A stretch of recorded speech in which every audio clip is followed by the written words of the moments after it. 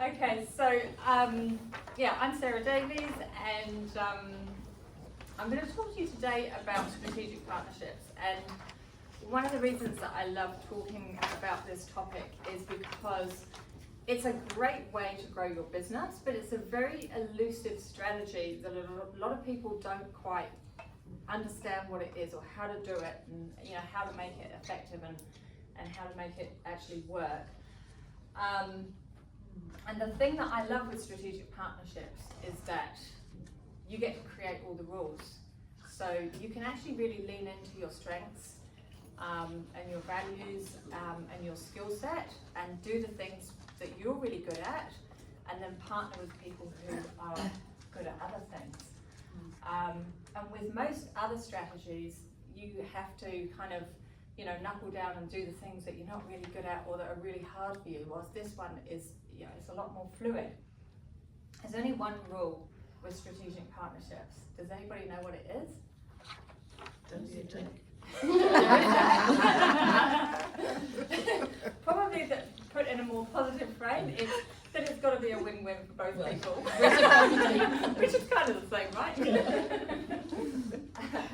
Okay, so early on in my business journey, I had a small pool of one-to-one clients, and I used to do a lot of support for them, a lot of marketing support, and I would handle everything myself. I would keep my clients close because I had tried kind of referring them to people and they had been burnt and let down, and I felt awful, and I'd actually set myself up and put myself in this position that I was their go-to person. I would upskill, I would find the solution. But the way that it actually worked in reality was I would end up spending a lot of my spare time doing that upskilling or, finding the solution. And I was just getting stretched beyond belief. But it had come from me. I had actually set that expectation. And then everything kind of came to a bit of a crunch one Saturday where it was a sunny Saturday and we were supposed to be going for a family outing, but I needed to stay home and work. And my kind of working life, it had, it was like an evening here, an evening there, and it was getting a little bit more, and then the weekends. And on this one Saturday, I cheerily waved goodbye to my family as they reversed out the drive on this sunny Saturday, and then I, sat down and burst into tears. And I was just like, what is the point? What is the point in me doing this and building this business if I'm not there for the good times? And so instead of doing the client work, I got out a piece of paper, I wrote down all the tasks that I was doing, and in green I wrote down the ones that I enjoyed doing and I was good at doing. And then in red, I wrote down all the things that I actually didn't enjoy doing or I wasn't very good at doing. And then I looked at my lists and thought about what I could do with these red things. And then I realized there were people in my network and in my community that I could actually partner with and that they could start working on those things instead of it being me. And so what actually happened from there was when I started partnering with other people, they had their own networks and more clients came to me and were gravitating towards me. I was able to actually offer a broader services because I had these other partnerships going on. And also built great connections with people that I really enjoyed being with, and not feeling so alone in my business. Nowadays, I spend my time helping others to grow their businesses. I have a program called Beyond the Hourly Rate, which teaches people who sell their time, so consultants, creatives, and coaches. People who are really good at what they do, the business skills that they need to create a profitable business. I work less, I earn more, and I don't miss out on those evenings and weekends anymore. So what I learned from this was, on your own, you'll go faster, but with others, you'll go further. And that's a big, big difference. And it's a lot more fun along the way.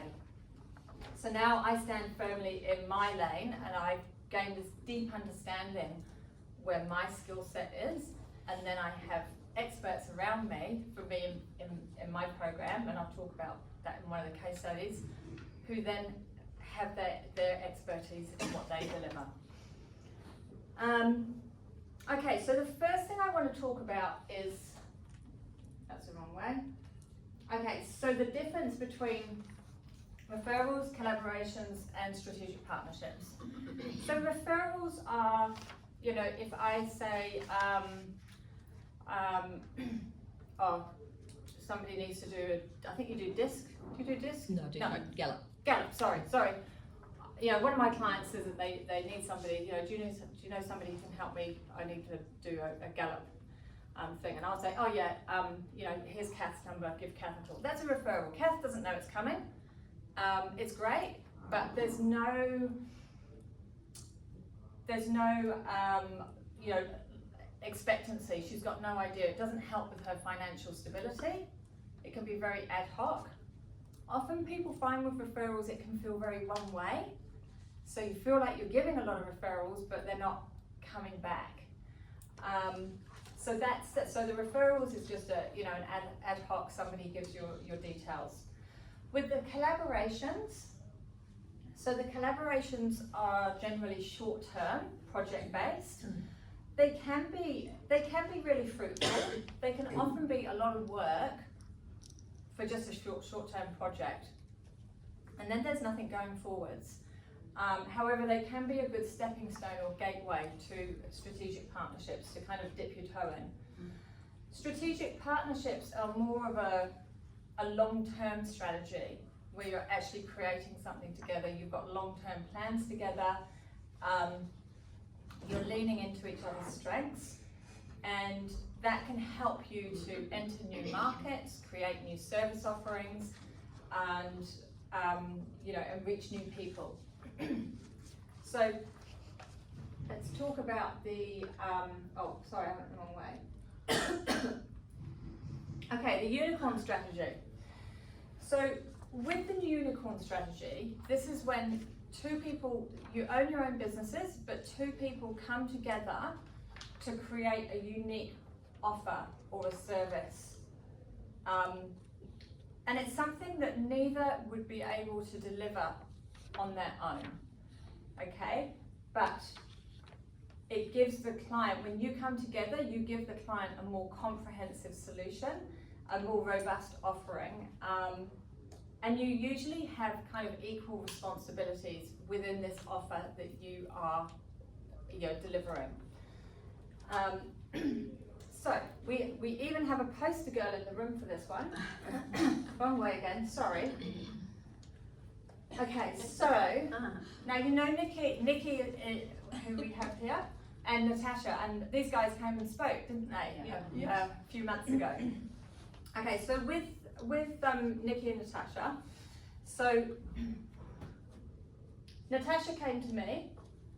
She's a brand strategist for any of you that don't know her. So Natasha's a brand strategist. She can get your voice, your message, your visuals, all that kind of stuff. But then what she was finding was that once she had done that, they didn't know how to utilize it and actually incorporate it in their marketing and make it work for them. Nikki, on the other hand, is a LinkedIn trainer, and what she was finding was people were coming to her, but they didn't have their messaging and they didn't have their brand strategy underneath them. So whilst Nikki could teach them how to use LinkedIn, they needed this piece done up front. So the two of them saw that if they came together, then they could create a solution that was so much more fruitful for the client, and it gave them everything that they needed.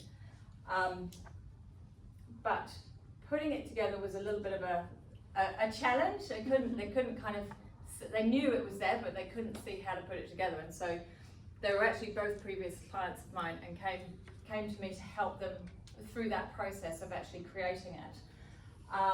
So what we needed to make sure was that when it was delivered, that it was seamless in the eyes of the client. So things like the communication, then we needed to have a central communication point because they were both going to be doing different parts of the project. The client didn't want to be repeating themselves when they were talking to Nikki and then having that same conversation with Natasha. So working that out as well, and who was going to do the first part and then who was going to do the next part. So it's actually quite complex, but we were able to work through that and create this offer that they now have. And within 28 days of us working together, they had their foundations in place. They were able to launch and secure a really lucrative project. And now that they've got everything in place, it's a rinse and repeat strategy that they can go out to other clients to use. So that's been really cool. What are the challenges around that kind of that unicorn strategy? I mean, I've done some work with people like similarly. Yeah. But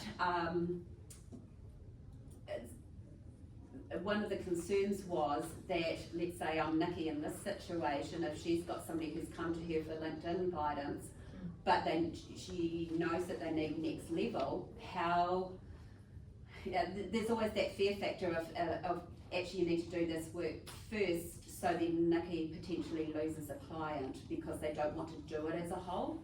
How do you navigate something like that? So it was proposed to the client as a complete project. Right. And that's actually to do with sales training as well, Right. how you're positioning it. Yeah.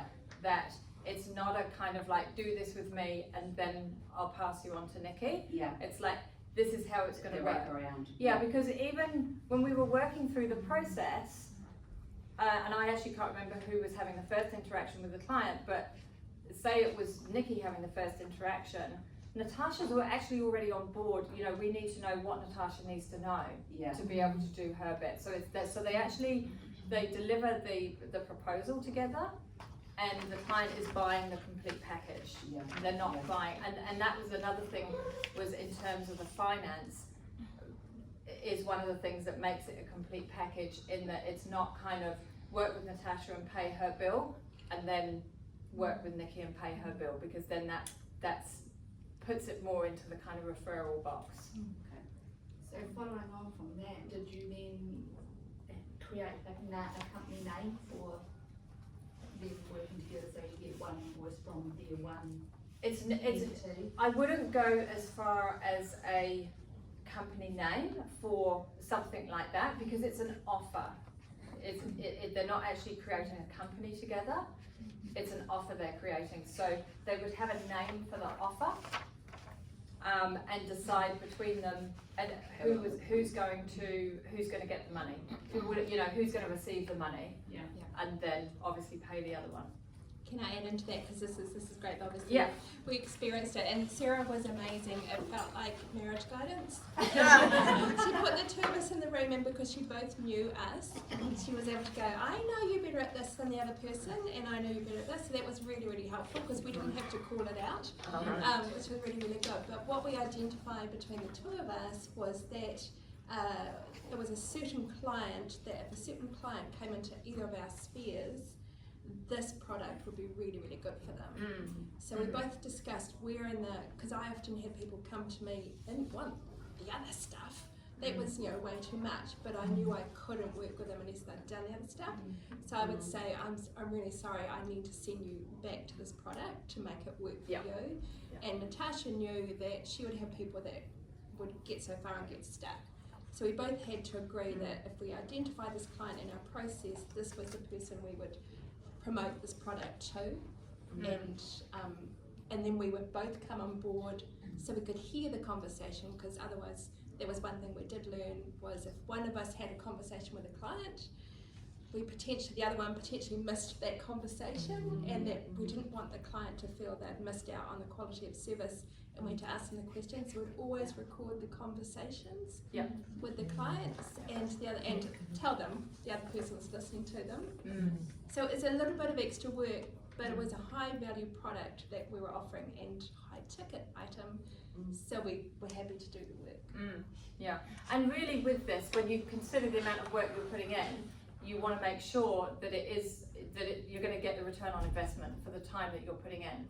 and looking at it as a long term. If you were just doing it for one, then it's a hell of a lot of work if it was just for, you know, a one-off.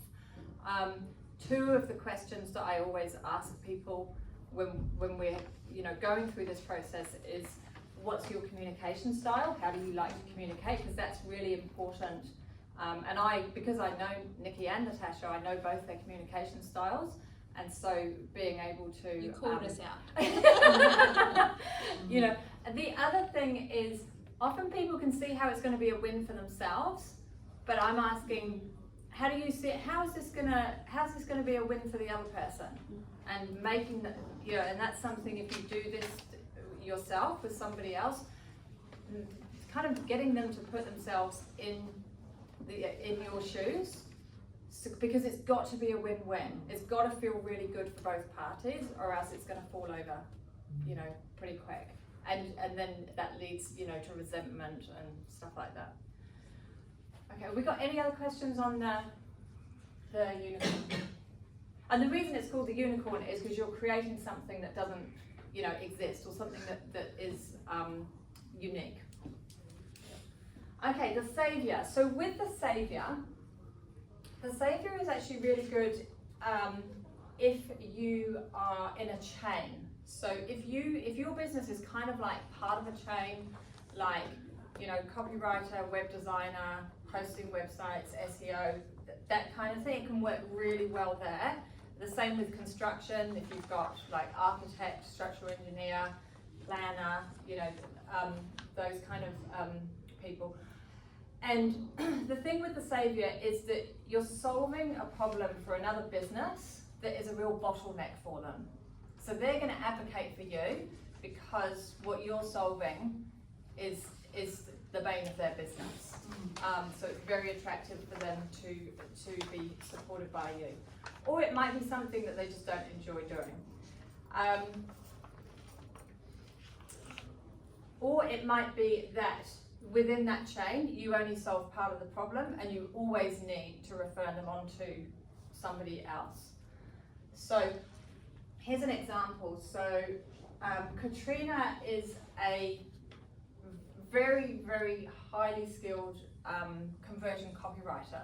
She does website copy. And she came to me, she was struggling to find leads in a really saturated market. She'd been struggling for about 18 months, and within that last 12 months, she'd only hit her financial goals like 5 out of 12 months. So what I knew from my experience was that the biggest bane for web designers is getting copy. And the web designers are nodding in the room. And that it's a real bottleneck in the process. Okay, and what I also knew is that Katrina is very methodical and you know, logical in her thinking and her processes, and that she could be, you know, a web designer's dream to manage that process for them. So we worked through a research project to figure out who are the web designers who are having this problem with the bottlenecks. We then created a perfect solution, and then we went through a market validation process, went out and did interviews with the people. It's something that I guide my clients through so that you can make sure at the front, you know, up front, that what you're actually creating is going to fly. So she created this perfect solution for them where she actually project manages the process for them. And you know, she writes the copy but also has deadlines, and we set up a whole system with a communication component to it. So basically everything, from the research, we took everything that web designers complained about and then created this perfect solution. And she now has 70%, so she's got about 7 strategic partnerships at the moment that feed her work. So she does minimal marketing in her business now, and she gets 70% of her revenue through these strategic partners. And because, like with Nikki, because she's got the strategy set up, if she needs to find more partners, she can just she can just reach out. She's already got everything set up. You know, if one of the web designers closes down or they're getting less work, it's easy for her to find more. And so this has become a huge strategy in her business and has actually changed her business model. And so now she either, in the last 12 months, she's either hit or exceeded her income goals every month without fail through doing this. So it's a really good strategy if you want to, you know, if you are in that chain somewhere. And a lot of her strategic partners, they now won't take a project on unless she's involved. So she's got the web designers totally advocating for her and endorsing her work, which is, you know, fantastic. Okay, and then the last one we're going to talk about is the expert. So with the expert, this is where you bring an expert into your work. So it's your business or your offer, but you're bringing an expert in to fill a knowledge gap so that you can offer something that where you don't have the depth of knowledge. So this is different from the unicorn where two people are equal. It's when you have the ownership, but then you bring an expert in. So this is really good for people who are coaches or who have a community. And by doing this, you can attract more people. You can also have someone in your corner, because if you're running a community, then it's quite a lot on, you know, if you're just doing it on your own. So within my program, Beyond the Hourly Rate, when I was setting it up, I wanted to make sure that I covered all the key foundations. And one big foundation that I really wanted to cover was financial literacy. And that's something that I didn't have the depth of understanding to be able to teach. And so I reached out to Jennifer, she was actually originally one of my clients, and she teaches, are any of you familiar with Profit First? Yeah. So she teaches, it's great, eh? Yeah. So she teaches Profit First. And so she came into my program as an expert, and she has a training module, you know, within my program, and she, you know, she's part of the program and actually does live workshops and teaches the clients how to manage their money and also how to price for profit. And it's a win-win for both of us, because for me it means that I've got somebody in my corner. I'm also able to deliver something that I know is really important. I don't want to upskill in, you know, financial literacy, but it means that my clients can, you know, have her expertise as well. And it's really good for her because she's got the endorsement of the program. She's getting work given to her, yeah, it's just been really great. And then I also have another expert in my program who's amazing. She's a LinkedIn trainer. She's also in the third row. This is not why I came today. I purposely didn't put you on the slide. So Nikki's also an expert in my program, and it works really well. So, like, I was off grid the week before last, and Nikki was able to come in and deliver for me. Right, my clients already know her, and so it just means that you're not alone in your business.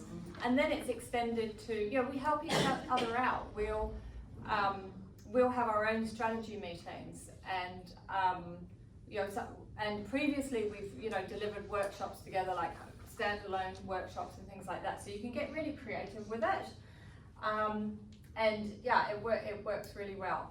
Now, okay, so those, before we go on to the next bit, those are the three types of strategic partnerships. Do any of you recognise that you've done any of them? Yeah. Okay, what one would you say that you've done?